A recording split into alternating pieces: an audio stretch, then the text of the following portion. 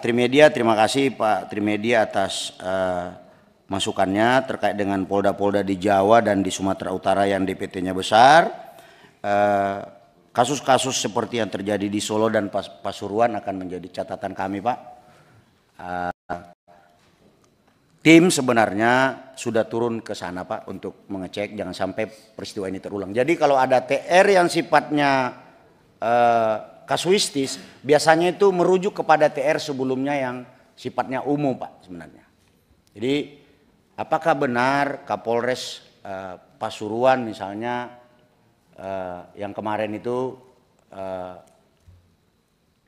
menurunkan tanda gambar atau memasang tanda gambar partai tertentu. Kemudian di Solo, apa benar patroli Kapolresta Solo datang ke kantor partai? Kami sudah lakukan pengecekan. Dalam konteks operasi Mantap Brata memang ada target tempat, Pak. Ada target kegiatan, ada target orang, dan ada target benda, Pak. Jadi tempat, kegiatan, orang, dan benda atau barang, Pak. Jadi objek penting dalam pemilu ini, dalam tahapan pemilu, salah satunya adalah kantor-kantor, Pak. Kantor-kantor KPU dan sebagainya.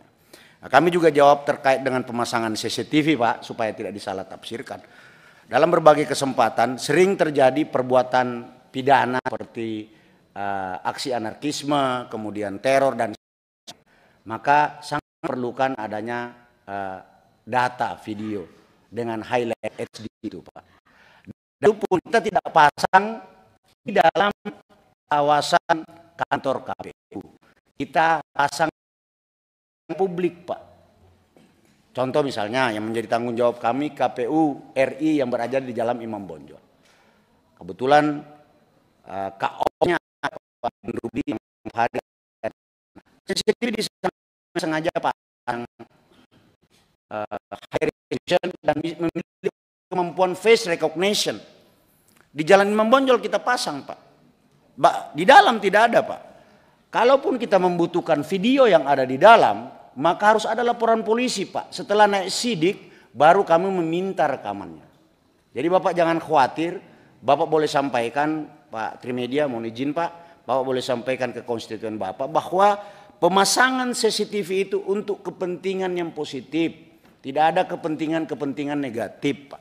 Sama dengan kita pasang CCTV di pabrik atau percetakan yang mencetak tentang surat suara.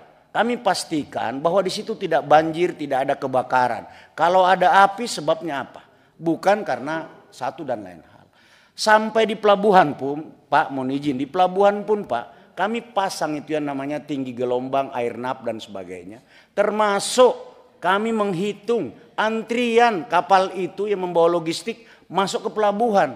Karena ada waktu spare waktu. Itu sudah kami sudah kami ingatkan betul para Kapolda, begitu ada kapal logistik yang masuk ke pelabuhan tertentu, maka waktunya harus dihitung betul. Jangan mengikuti antrian karena unsur ekonomi dan sebagainya. Dia harus duluan masuk sehingga bisa didistribusikan ke KPUD lalu ke jajaran KPU yang lain.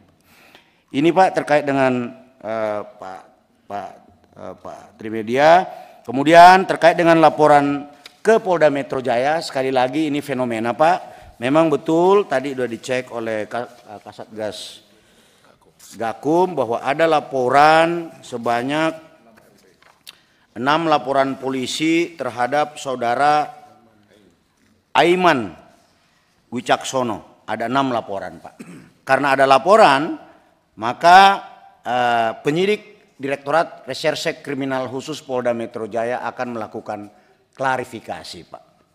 Klarifikasi ini kan artinya melakukan penyelidikan.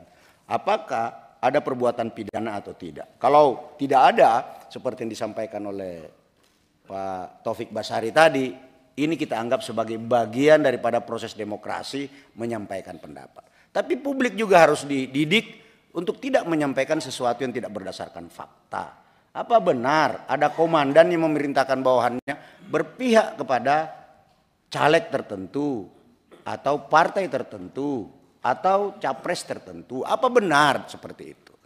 Siapa? Kan katanya banyak. Nanti akan kami klarifikasi, Pak.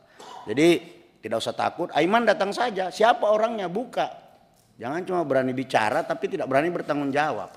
Karena jangan membangun sebuah narasi yang kemudian berakibat kepada terganggunya alam sadar publik. Saya kira Komisi 3 sangat memahami ini.